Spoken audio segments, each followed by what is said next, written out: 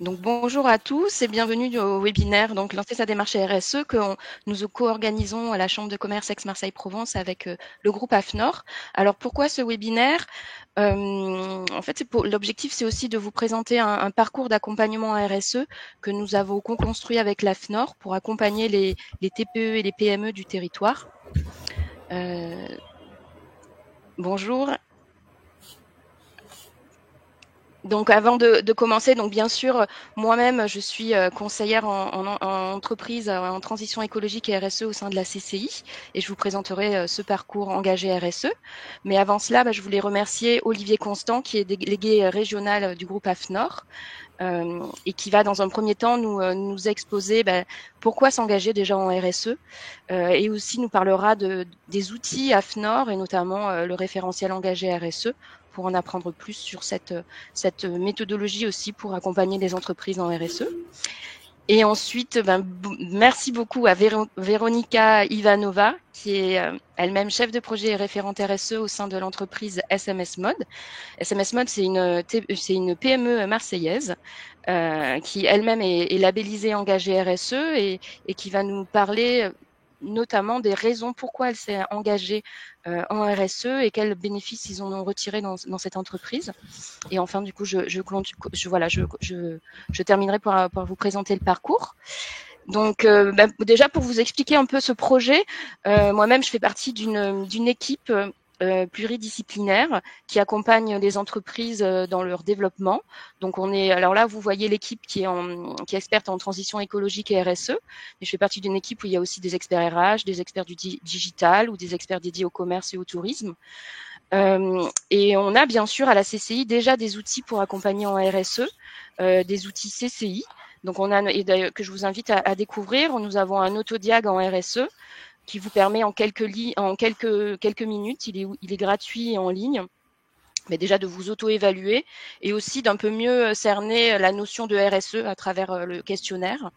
Et ensuite, nous avons également un deuxième outil qui est un diagnostic RSE, où là, on va venir se déplacer sur site et vous faire un diagnostic pour vous travailler avec vous votre feuille de route. Donc ça, c'est un accompagnement qui va être sur mesure pour les entreprises. Et pourquoi en fait on a voulu co-construire un projet avec l'AFNOR, c'est que après c'est bien d'avoir un diagnostic et sa feuille de route, mais nous on a vraiment détecté le besoin des TPE-PME de se faire accompagner après pour justement le déployer cette feuille de route. Donc c'est pour ça que nous nous sommes rapprochés de l'AFNOR pour co-construire avec eux ce parcours. Donc Olivier, je vais vous passer à la main pour parler peut-être de pourquoi s'engager et quels sont les outils qu'on a à l'AFNOR et que vous proposez. Merci Florence et bonjour donc à toutes et à toutes. Donc moi je suis délégué régional du groupe AFNOR dans notre région et donc je vais vous présenter quelques éléments sur les enjeux de la RSE pour les PME. On part un peu du principe aujourd'hui que vous savez déjà ce que c'est que la RSE, la responsabilité sociale des entreprises. Et donc, on ne va pas revenir sur les fondamentaux de la RSE en ayant simplement en tête que les éléments vont permettre de traiter les problématiques environnementales, sociétales et économiques de manière stratégique et dans le même temps. Voilà.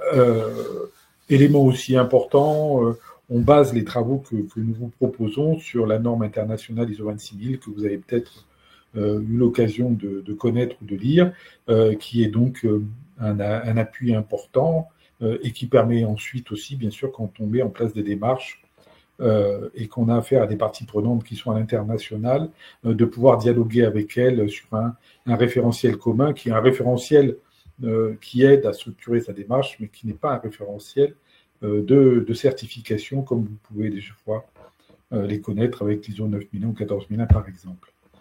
Ce qu'on avait envie de vous présenter aujourd'hui, peut-être, c'est quelques éléments de langage et à partager qui peuvent vous permettre aussi, vous, en interne, bien de dynamiser, d'être sûr que vous ayez des éléments pour permettre à vos collaborateurs, à vos collègues ou à votre direction de se dire qu'il était important de s'engager dans ces démarches. Alors pour cela, on va vous proposer deux retours d'expérience. Un premier via une étude que nous avons réalisée avec BVA et les Échos, et qui portait sur à peu près 400 professionnels qui avaient mis en place des démarches RSE dans leur organisation pour vous partager les éléments de bienfaits, du moins je l'espère.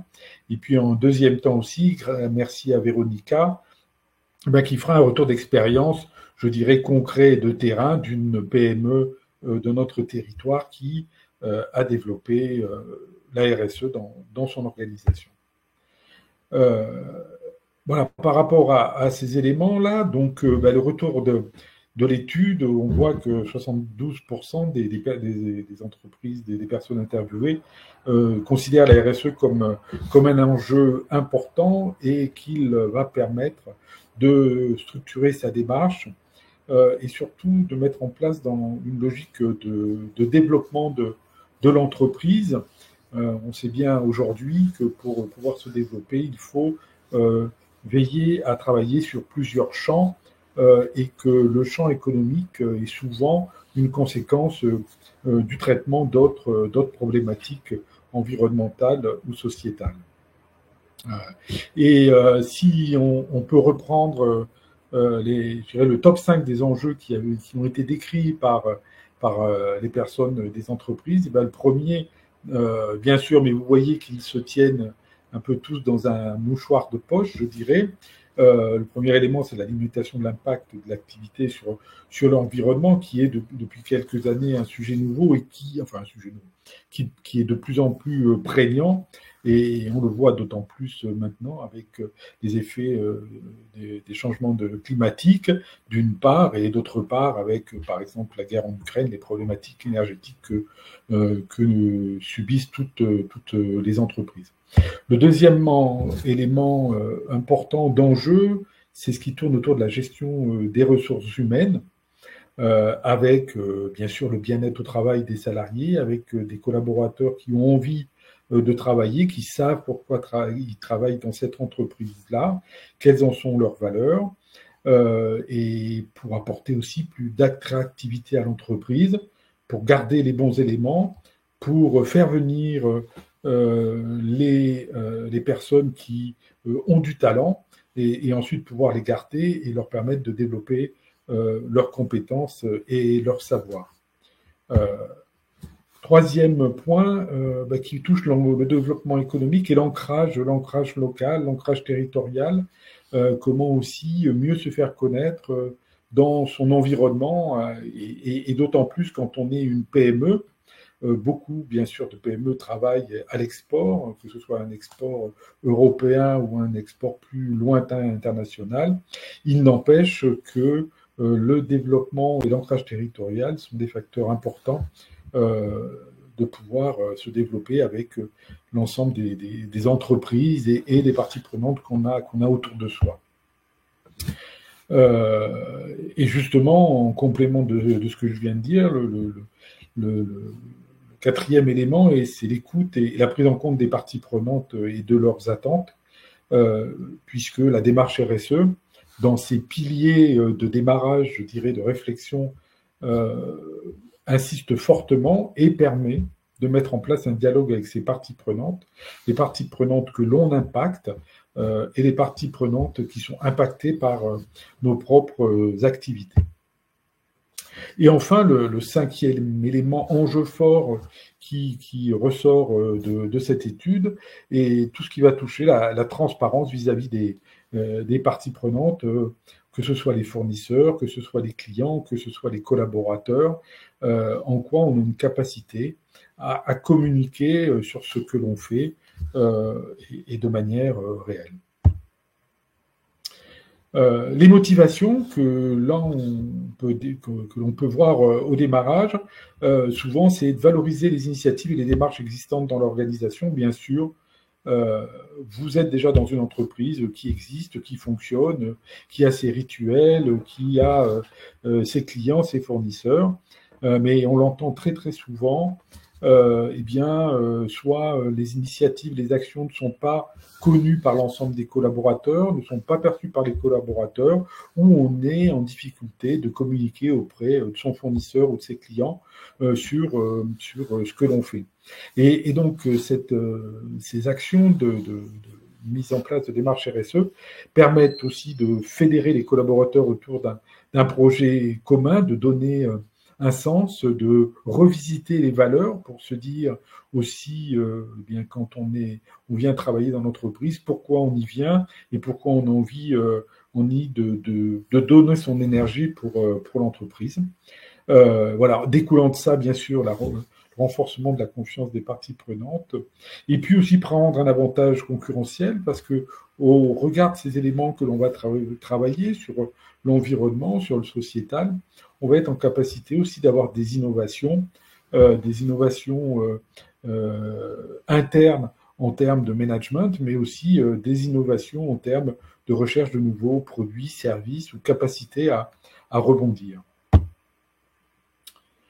Voilà, donc l'intérêt aussi et la force de cette démarche RSE, c'est que derrière, on a aussi une capacité à pouvoir, je vous l'ai dit tout à l'heure, l'ISO 26000 n'est pas une norme certifiable, il n'en demeure pas moins qu'on peut avoir une évaluation. Donc nous développons déjà depuis une quinzaine d'années des outils d'évaluation avec le modèle AFAC 26000, qui s'appelle maintenant en termes de communication engagée RSE, et qui permet aux entreprises, bien sûr, et peut-être le témoignage de Véronica tout à l'heure sera un complément plus parlant sur les bienfaits de l'évaluation, permet bien sûr à l'organisation, une fois qu'elle a mis en place ces démarches de RSE, de pouvoir communiquer, de donner aussi une communication en interne pour bien faire évaluer aux collaborateurs que ce n'est pas du greenwashing,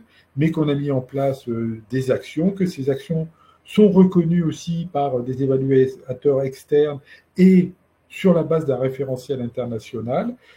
Et bien sûr, ces éléments-là sont en capacité aussi derrière, après, d'être communiqués en externe auprès de ses fournisseurs, auprès de ses clients, auprès de sa banque, auprès de son assureur, et donc avoir globalement une image renforcée et que cette image, bien sûr, corresponde à la réalité de l'entreprise, au-delà du fait qu'il va y avoir des gains de réduction en matière énergétique, des gains de réduction de consommation de l'ensemble des fluides qu'il peut y avoir, des gains de productivité. Et je crois qu'on le reverra tout à l'heure avec Véronica.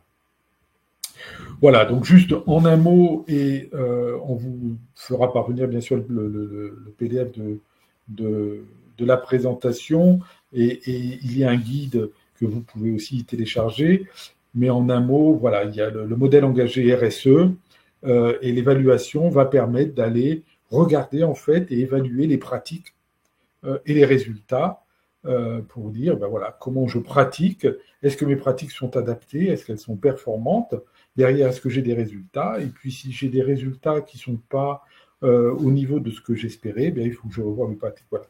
Dans une démarche, bien sûr, vous le comprendrez, d'amélioration continue de PDCA. L'intérêt aussi de ne pas être dans une démarche de certification, où on est certifié ou pas certifié.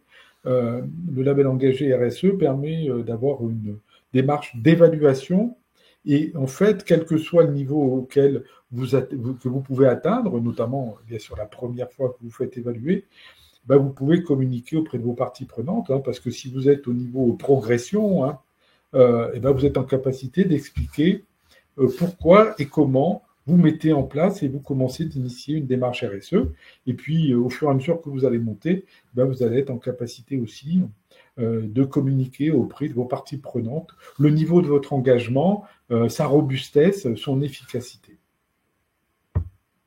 J'avais juste un petit mot, pardon, que j'ai oublié. Nous avons une collaboration avec d'autres organismes de certification au niveau international.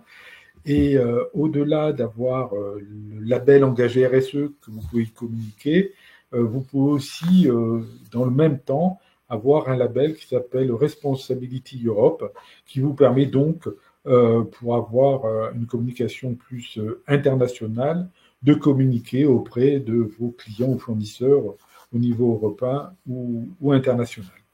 Voilà les quelques éléments que nous voulions vous apporter en ce début, et puis bah, peut-être surtout le retour d'expérience, je dirais, d'un cas réel et vécu. Et je laisse la parole à Véronica. Merci beaucoup en tout cas Olivier et Véronica, en effet, vous êtes un cas pratique, donc c'est intéressant pour nous de le partager, voir concrètement comment s'applique la RSE, comment vous y êtes venu. Donc je vous laisse la parole. Merci. Merci Olivier Florence, bonjour. Tout d'abord, je vais vous présenter un petit peu notre société. SMS Mode, c'est une plateforme d'envoi de SMS. Ça fait plus que 20 ans qu'on est sur le marché français, notamment. Nous, on est connecté en direct avec les opérateurs télécoms. Là, vous pouvez voir une petite statistique de nos envois en 2022. Et du coup, on fait partie du top 200 des sociétés en croissance. Vous voyez les deux aspects sur le slide, RGPD compliant et données hébergées en France. Pour nous, vu que nous, on est l'entreprise qui travaille en numérique, les enjeux de la protection des données sont clés. Et je vais en revenir parce que notre stratégie RSE a été construite autour des enjeux de sécurité, en fait. Notre société est basée à Marseille, donc le siège est à Marseille, mais on est aussi implanté à Munich, en Allemagne, et à Barcelone, en Espagne. Nous, on est une petite structure de 35 salariés, justement, dans les 3 pays, mais comme j'ai déjà dit, le siège est à Marseille. Les typologies de clients avec qui on travaille, ce sont ce ne sont pas les particuliers, mais ce sont les grandes entreprises et aussi les petites entreprises qui ont besoin d'envoyer les SMS. Parce que nous, on envoie les SMS marketing et les SMS rappel de rendez-vous, tout ce qu'on dit, nous, on appelle ça notification, le trafic de type notification. Par exemple, les rappels de rendez-vous Doctolib que vous recevez. Donc, c'est vrai que les typologies de nos clients nous forcent, quelque sorte, de développer notre stratégie RSE. Et nous, on a commencé cette démarche assez récemment, en 2021. On a commencé justement d'en réfléchir. Et pour nous, c'était la demande de notre client, justement, qui est venu nous voir en demandant si on a eu la politique en place. Et du coup, tout de suite, avec le support de management, on a commencé de travailler sur les enjeux de développement durable. Et en 2022, on a été certifié par le label Engagé RSE. Et là, on a une étoile. Donc, ça signifie que nous, on a le niveau progression. Et je vous avoue qu'on n'attendait pas ce résultat. Pour nous, on a ciblé justement la première étape. On était vraiment contents de notre résultat. En même temps, pour nous, c'est très important que c'est le label qui est reconnu à l'international parce qu'on travaille beaucoup avec les entreprises à l'international. Et justement, si on travaille avec nos clients, nous, ça dépend si c'est la France, on envoie justement le certificat engagé RSE. Si c'est à l'international, on utilise plutôt Responsibility Europe qui est reconnu à l'international. Mais justement, la RSE, c'est en fait une démarche d'amélioration continue et on a nos ambitions liées à ça et nous, on prévoit de passer au niveau confirmé d'ici 2025. Et en fait, le label est pour 3 ans. Donc, du coup, ça signifie que cette année, nous, on a l'audit de suivi fin mars. En fait, nous, on a construit notre démarche vraiment de la façon très structurée. Et pour nous, c'était déjà structurant en interne parce que nous, on est une petite entreprise. On n'a pas l'habitude de travailler avec les objectifs. Et justement, l'avantage de la RSE, c'est qu'il y a beaucoup de notions de stratégie, donc des objectifs et des actions concrètes qui sont mises en place pour atteindre les objectifs. Et pour nous, ça nous a aidé beaucoup à travailler en interne parce que notre entreprise a beaucoup changé depuis. Donc, c'est-à-dire qu'il y a 5 ans, on était dizaines dans l'entreprise. Et là, on est déjà à trentaine. Donc, c'est une vitesse de croissance assez rapide et il y a beaucoup de challenges dans ça parce que c'est pas très facile de pouvoir se structurer et de suivre ce rythme de croissance qui est assez compliqué. Et du coup, la RSE nous a permis justement de nous structurer de la façon saine. Du coup, c'est vrai que, vu que nous, on est numérique, notre démarche, par exemple sur le pilier environnemental, peut être limitée. Parce qu'on n'a pas de site de production. On a les serveurs, par exemple, on a les données qu'on traite, mais on est quand même un peu limité. Du coup, on s'est dit que, bon, la démarche RSE va être construite autour de notre cœur de métier, c'est-à-dire autour de notions de RGPD et autour de deux piliers, social et sociétal. Donc, comme vous voyez sur le slide, justement, là, c'est notre devise de notre démarche RSE. Donc, au cœur, on met le respect de collaborateurs, partenaires, clients et de l'environnement. Là, vous voyez justement les sujets clés que nous, on a identifiés comme les sujets les plus importants dans notre démarche RSE. Règlement général sur la protection de données. Pour nous, c'est vrai que c'est l'enjeu stratégique et c'était le choix de notre entreprise de se dire que, en fait, les deux peuvent contribuer à notre croissance et à notre développement de la façon digne. Donc, règlement général sur la protection de données nous a aidé à justement affiner nos critères de développement en interne sur les sujets de la protection de données et de management de sécurité.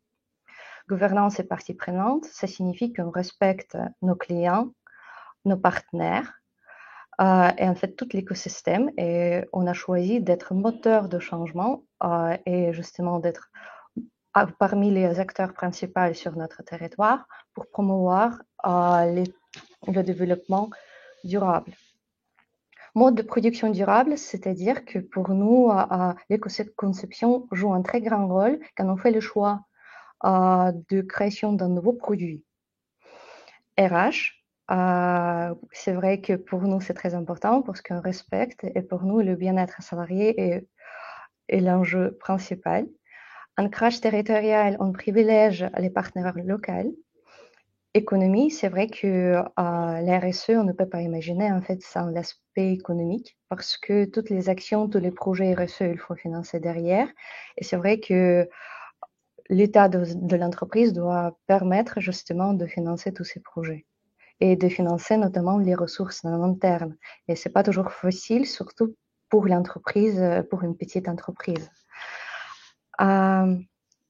Les enjeux RSE qu'on a identifiés en interne, social, environnement, territoire, produits et services, là, vous voyez les mesures concrètes qu'on privilège dans notre feuille de route. Donc, on est petit, mais on a les salariés d'origine différente. On privilège les parités hommes-femmes, qui n'est pas facile pour notre secteur parce que c'est le secteur tech et informatique. Donc, les développeurs, c'est plutôt les hommes, mais on fait l'effort. Donc, on privilège le bien-être au travail. On promeut l'équilibre entre la vie personnelle et professionnelle. En fait, on donne l'accès à chaque notre salarié, même pas à un jour, mais à 2 jours de télétravail par semaine.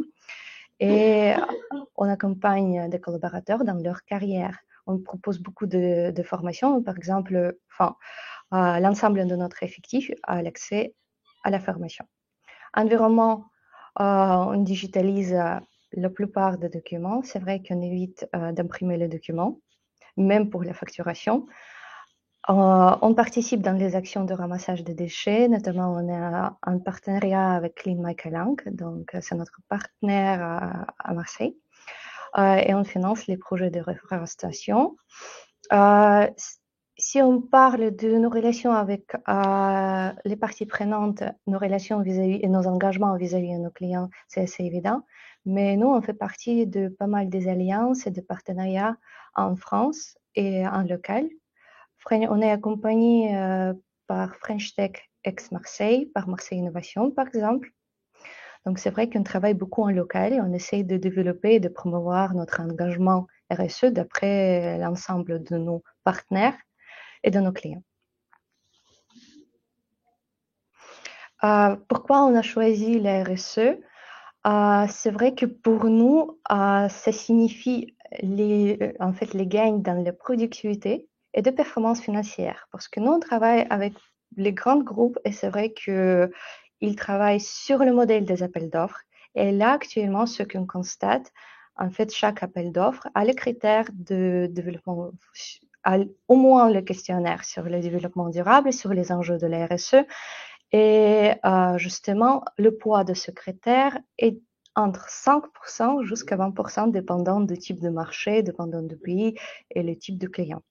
Donc, ça signifie que ça peut jouer beaucoup et ça peut vraiment changer la situation. Parce qu'avant, c'était que le prix et l'aspect technique, mais là, il y a les enjeux RSE qui rentrent en jeu. Et ça peut vraiment changer parce que des fois, la différence entre les deux candidats est 2-3 points. Et là, on parle de 5% minimum.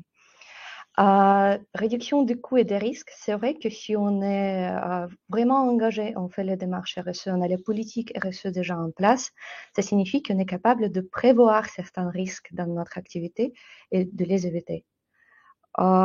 Amélioration de l'image de marque vis-à-vis de nos clients et vis-à-vis de nos salariés, parce que pour nos salariés, c'est très important que nous, on est engagés, ils voient les actions en place, ils participent activement, ils se sentent concernés par les enjeux de la RSE et ils participent activement dans les prises de décision sur le développement de l'entreprise.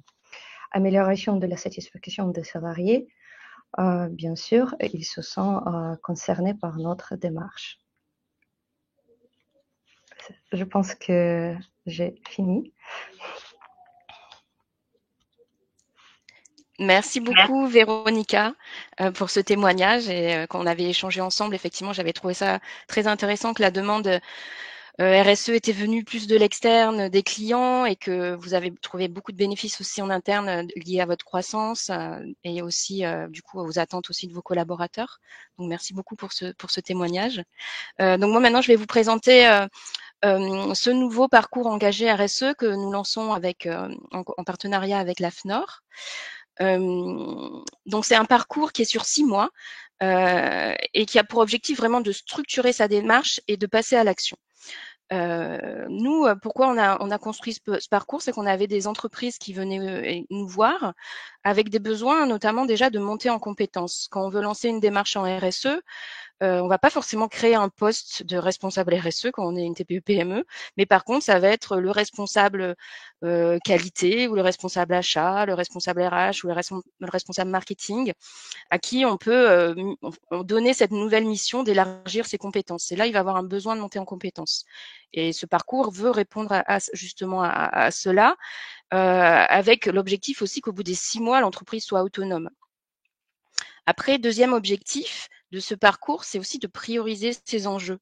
Parce qu'effectivement, si on est une entreprise dans le numérique comme SMS Mode ou une entreprise dans l'agroalimentaire, les enjeux vont être différents, l'impact de l'entreprise va être différent, les risques vont être différents, les attentes aussi des clients. Donc, c'est très important ce travail de priorisation des enjeux.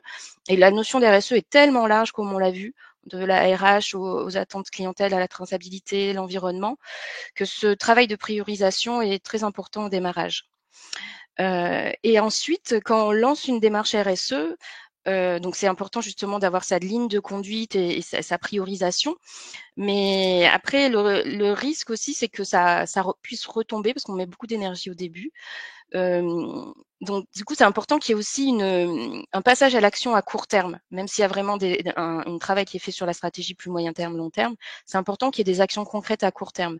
Donc, on veut vraiment que ce parcours sur les 6 mois vous aide à cibler des actions court terme pour que justement vos collaborateurs, vos parties prenantes puissent le voir, ce passage à l'action. Et enfin, dernier objectif de ce parcours, c'est qu'il est important de mesurer sa progression, parce que souvent, moi j'ai des expressions comme oui, on est RSE, est-ce qu'on est RSE, est-ce qu'on n'est pas RSE? Non, on n'est pas RSE, c'est vraiment une notion de démarche, c'est vraiment une notion de progrès, d'amélioration continue, et donc c'est important de mesurer cette progression de démarrage et de la suivre tous les ans pour pouvoir justement s'encourager, se recadrer, etc. Voilà. Et c'est pour ça que la méthodologie de l'AFNOR est aussi importante pour nous, parce que ça permet justement il y a une partie, vous avez vu rapidement tout à l'heure le label engagé RSE, mais il y a une partie qui est vraiment dédiée justement au choix de ces indicateurs en fonction des enjeux qu'on a priorisés. Voilà. Et donc ce parcours, il s'adresse aux TPE-PME de tout secteur. Ce qui est important pour nous, c'est vraiment d'identifier un référent interne qui va pouvoir suivre tout ce parcours et pouvoir faire vivre et lancer la démarche après au sein de son équipe en interne. Voilà. Donc ça peut être effectivement le chef d'entreprise, mais ça peut être aussi un responsable, comme j'en ai parlé tout à l'heure. Alors voilà à quoi ressemble le parcours. Donc voilà, on a voulu vraiment faire une pédagogie très dynamique avec plein d'approches différentes, de diagnostic, de la formation pure et dure, des ateliers de partage de bonnes pratiques, de l'accompagnement individuel. Donc ça mixe à la fois de l'individuel et du collectif. Ce sont des groupes de 10 entreprises qui vont travailler ensemble justement dans ces ateliers de travail. Et nous lançons du coup cette prochaine session en avril 2024. Jusqu'en septembre 2024. Donc, par quoi commence ce parcours? Il commence par un diagnostic. Donc là, c'est vraiment de l'individuel. On va venir sur site, faire un diagnostic sur le référentiel engagé RSE, pour que ça vous permette d'avoir un degré de maturité, que ça nous permette de bien vous connaître, d'établir une feuille de route et aussi de travailler ensemble sur l'objectif court terme sur les 6 mois que vous vouliez poursuivre. Voilà, vraiment les gains rapides que vous pouvez avoir sur ces 6 mois. Donc ça, c'est ce diagnostic donc c'est un premier livrable avec un diagnostic avec un plan d'action et qu'on mettra à jour, bien sûr, à la fin aussi de ce parcours. Ensuite, deuxième étape, c'est une formation. Parce que quand on a construit ce parcours, c'est vrai qu'il y a beaucoup de terminologie en RSE, de méthodologie, et c'est important si vraiment on veut devenir autonome sur le sujet aussi de bien avoir appréhendé ces notions, appréhender aussi le contexte légal, etc. Donc on a ces 2 jours de formation qui vont être dispensés par AFNOR Compétences. Et l'idée, c'est que vraiment la personne référente, du coup, justement, puisse après dialoguer de manière plus facile avec tous ses partenaires, que ce soit un client pour un appel d'offres, que ce soit les collaborateurs, que ce soit des partenaires du territoire. Et donc l'idée là, c'est vraiment de vous transmettre bien sûr les grands principes de la norme ISO 26000, de la méthodologie, et voilà, vraiment pour avoir les éléments de base pour être plus à l'aise avec cette notion de RSE qui est assez large. Ensuite, on a 4 ateliers collectifs. Donc là, pour le coup, c'est aussi du collectif en groupe de 10 entreprises. Et pour nous, ça, c'était vraiment une étape importante parce que autant la formation, ça reste quand même de la théorie. L'idée, c'est vraiment de se confronter à la réalité, que ça soit le plus pratico-pratique pour vous, TPE-PME. Et là, c'est là où c'est intéressant que vous dialoguez entre vous aussi sur ces pratiques. Donc 4 ateliers, un sur la gouvernance, un sur l'environnement, un sur le social et sociétal, et un dernier où ça va être plus de la consolidation et du travail sur les indicateurs RSE. Et un autre élément important de ces ateliers, c'est qu'on a voulu aussi créer une dynamique sur le territoire avec des entreprises qui sont déjà très engagées et qui vont venir témoigner et qui vont venir accueillir ces ateliers pour vous expliquer, elles, comment elles s'y sont prises. Vous allez pouvoir leur poser vos questions, elles vont pouvoir témoigner. Et certains ateliers seront aussi accueillis par des grands donneurs d'ordre du territoire qui vont vous expliquer aussi quelles sont leurs attentes en termes de RSE pour tout ce qui concerne les appels d'offres ou voilà, pour qu'est-ce qu'elles attendent de leur chaîne de valeur, de leur chaîne de prestataires. Donc là, vraiment, ces ateliers, c'est du collectif et c'est vraiment orienté outils et solutions. Et bien sûr, ça sera construit en fonction de vos cas, de ce qu'on aura vu dans les diagnostics, des attentes que vous avez spécifiquement par rapport au début du parcours et qu'on aura partagé ensemble. Et là, pour vous donner un exemple d'atelier, sur l'atelier gouvernance, par exemple, c'est un atelier qui est vraiment très important au démarrage de lancement d'une démarche RSE. Parce qu'il y a un vrai travail à faire pour prioriser ces enjeux, comme je vous expliqué en introduction. Donc, pour cela, on va utiliser 2 outils. En termes de méthode, on va utiliser déjà la matrice de matérialité. Comme vous voyez, c'est ce petit tableau.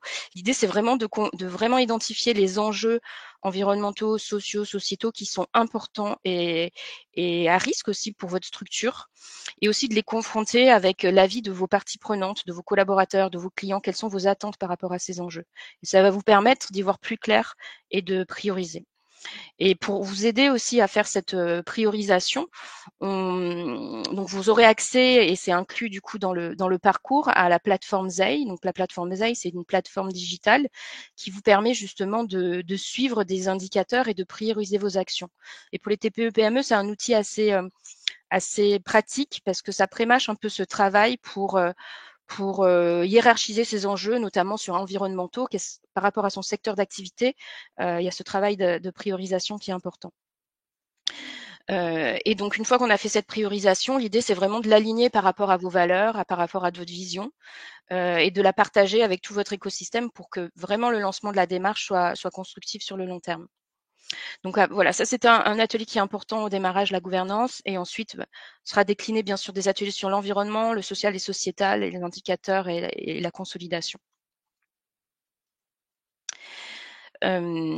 Après, comme vous l'avez vu sur ce que vous pouvez voir sur le petit schéma, il y a aussi des petits points noirs où il y a écrit coaching. Ça, c'est vraiment l'idée entre chaque atelier d'avancer aussi et d'avancer dans votre entreprise. Donc pour ça, c'est du temps individuel d'accompagnement. Donc là, pour le coup, c'est pas en groupe, c'est vraiment individuel. C'est du sur-mesure. Et là, il va falloir qu'on cible ensemble parce qu'on va pas pouvoir vous aider sur tous les sujets. Mais l'idée, c'est de vraiment cibler le sujet sur lequel vous voulez passer en priorité pour justement avoir un passage à l'action sur les 6 mois. Donc, par exemple, ça peut être vraiment vous aider à mobiliser vos parties prenantes et à les impliquer, les interroger dans cette démarche. Ça peut être un exemple d'accompagnement personnalisé. Sinon, ça peut être aussi vous aider à préparer les attentes d'un appel d'offres parce que vous avez identifié que c'était vraiment ça votre besoin. Une autre manière, ça peut être aussi d'optimiser, d'avoir une approche vraiment lutte contre les gaspillages, optimisation des flux. Donc ça peut être aussi une approche qu'on peut réfléchir ensemble. Ou enfin, un autre exemple, ça peut être vraiment vous avez la volonté de partager des valeurs sociétales fortes, de vous ancrer plus sur le territoire, de lier des liens avec des entreprises de l'économie sociale et solidaire, à la fois au niveau de vos fournisseurs, mais aussi au niveau de vos partenariats. Donc ça, c'est des choses aussi qui peuvent être axées. Et voilà, là, ça va être vraiment personnalisé en fonction vraiment justement de votre vision, de votre vision prioritaire des choses aussi.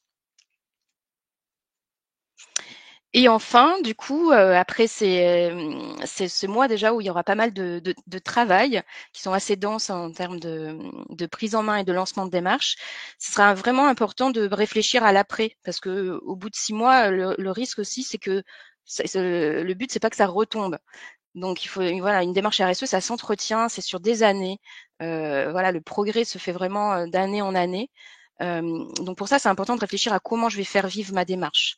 Donc on l'a vu et c'est intéressant, le choix d'un label, c'est une manière de la faire vivre parce que on a des audits selon les années, tous les ans ou tous les 3 ans, selon les rythmes des différents labels. Donc par exemple, aller vers la labellisation engagée RSE, c'est une manière d'ancrer sa démarche dans l'amélioration continue.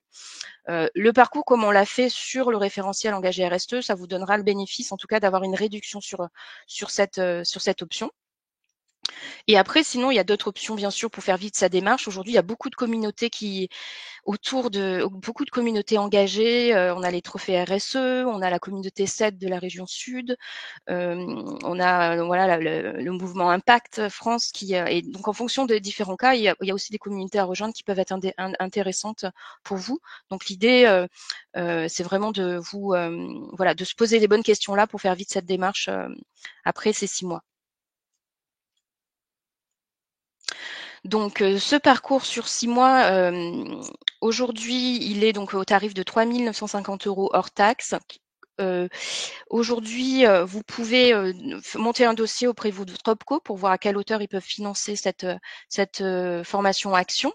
Donc moi, je suis à votre disposition, bien sûr, pour vous donner tout le programme pédagogique, etc., et vous aider à faire ces demandes en amont. La prochaine session est en avril 2024. Donc voilà, on va vous transmettre tous ces éléments à la suite du webinaire. Donc n'hésitez pas à nous contacter. Vous avez mon numéro, vous avez nos adresses mail. Donc c'est vrai que moi là j'ai parlé, j'ai pas regardé trop s'il y avait des questions. Donc j'espère que c'était clair pour vous. Je vais regarder un petit peu s'il y a des questions.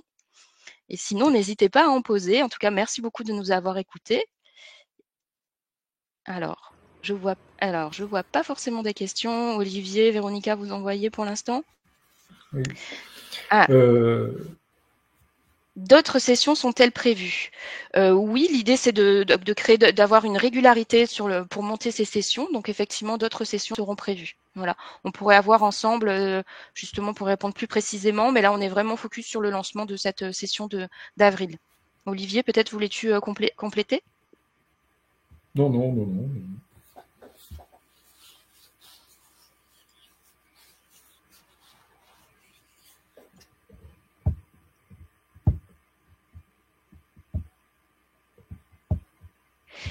Oui, je note bien, Sandrine, qu'avril, c'est un peu court. Mais en tout cas, si vous avez vraiment cet intérêt-là, nous, on va faire une régularité sur le lancement de session.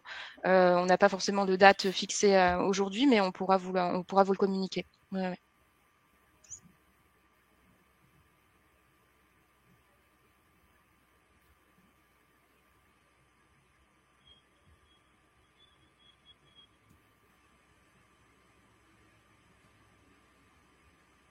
Alors, Alix, bonjour et merci beaucoup pour la question. Donc, effectivement, ça ne permet pas, le parcours ne permet pas d'avoir un label sur l'ISO 26000. Par contre, c'est le socle méthodologique. Voilà. Par contre, ça vous permet d'avoir une réduction sur l'obtention du label, qui est donc qui est en complément. Et par contre, ça vous prépare vraiment bien à la labellisation. Honnêtement, on va travailler sur les référentiels. Donc, ça peut être justement votre objectif, si justement dans le coaching individuel qui est en complément, si vous, votre objectif de départ, c'est avoir une labellisation, on peut se le dire.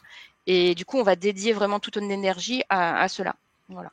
Mais ça, par contre, après, en termes de, voilà, il y a vraiment la notion de tarifs complémentaires au parcours. Alors, les ateliers, bonjour Tamara, merci pour la question. Donc, les ateliers sur Marseille au sein de la CCI. Alors, tout ce qui va être les formations AFNOR, ça sera donc soit à l'AFNOR, donc ce sera sur Marseille. Par contre, les ateliers collectifs, ça va être accueilli dans les entreprises engagées du territoire. Donc, ça va être sur le territoire ex-Marseille.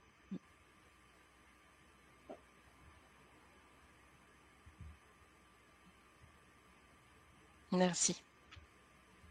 Oui, l'idée, je sais plus, je sais pas si j'ai décroché 2 secondes. L'idée des ateliers aussi, c'est de pouvoir les faire soit dans une entreprise déjà engagée en RSE, soit avec un donneur d'ordre pour, au cours de l'atelier, à un moment ou l'autre, d'avoir un retour d'expérience, soit d'un donneur d'ordre qui explique en quoi, pour lui, les démarches RSE ont une importance pour son travail avec ses fournisseurs, soit, un peu comme on l'a eu aujourd'hui avec Véronica, un retour d'expérience et de bonnes pratiques concrètes par une entreprise, une PME en général, on essaiera, qui a déjà mis en place des démarches et qui pourra comme ça aussi vous communiquer et avec lesquelles vous pourrez dialoguer. Ouais, c'est un peu l'idée de l'organisation qu'on veut mettre en place pour les ateliers. Oui, tout à fait.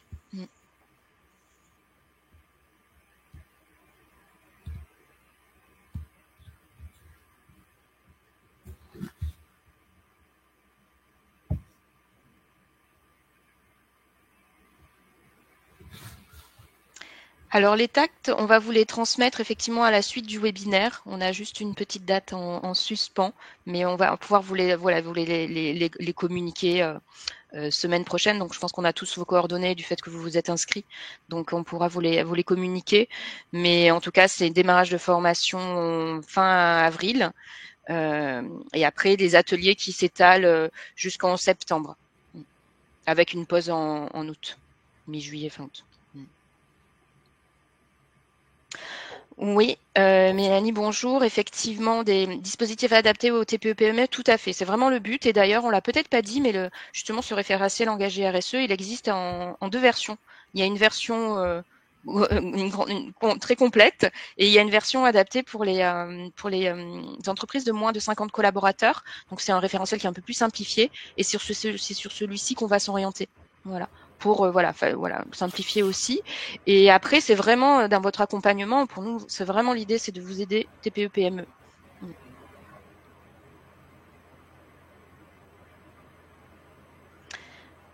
Alors, Véronique, travaillant dans un établissement de santé, est-ce que cela est différent ? Non, ce n'est pas différent. Après, voilà, c'est vraiment important de bien étudier l'écosystème, la réglementation et de l'adapter. Et le parcours, il est justement fait pour ça, pour vous adapter. Et Olivier, peut-être, peut compléter avec votre travail que vous faites, l'AFNOR, avec aussi les établissements de santé. Oui, il n'y a pas de problématique de ce côté-là, hein, que ce soit soit côté EHPAD ou soit côté clinique ou hôpital, il n'y a pas de problème. C'est vrai que le référentiel engagé RSE, justement, il est fait aussi pour pouvoir être utilisé dans n'importe quel type branche d'activité. D'abord, ça permet d'avoir un référentiel commun. Et puis, on l'a testé. Là aussi, vous pouvez aller sur le site AFNOR, regarder engagé RSE AFNOR, taper sur votre moteur de recherche. On a aussi des déclinaisons qui ne changent en rien le référentiel, mais qui des fois donnent des éléments de langage plus faciles dans de nombreuses activités, que ce soit du tertiaire ou du primaire. Il n'y a aucun problème de ce côté-là. Et on a déjà depuis longtemps eu des partenariats avec des fédérations professionnelles qui voulaient embarquer leurs adhérents dans des démarches. Donc là, c'est vraiment, il n'y a aucun problème sur les différents secteurs d'activité. Et dans les ateliers, je pense que c'est aussi intéressant de pouvoir se confronter avec des gens d'autres filières, parce que, in fine, les problèmes techniques, après, sont à résoudre de manière particulière, mais les problèmes d'approche et de management, ainsi de suite, sont des problématiques globales, quoi. Enfin générales. Elles concernent toutes les entreprises finalement, et on bute toujours aux mêmes endroits, quelle que soit sa filière d'activité.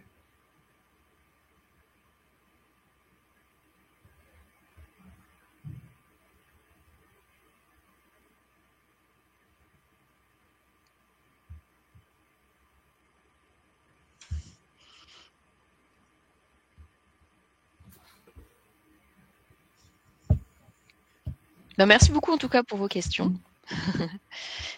Puis on reste à votre disposition, et vous avez en plus le téléphone de Florence écrit en gros, mais tous on reste Florence bien sûr. Et moi-même restons à votre disposition. En tout cas, mais merci. Informations complémentaires. Ouais, tout à fait. Pardon, Florence. Non, mais on est à votre disposition. Et s'il n'y a pas forcément d'autres questions, merci beaucoup à tous. Donc vous recevrez bien sûr le lien et la présentation. Donc on est en contact, et n'hésitez pas à revenir vers vous. Merci beaucoup, et merci beaucoup Olivier. Merci beaucoup Véronica. Merci à tous. À bientôt, nous espérons. Merci. Merci.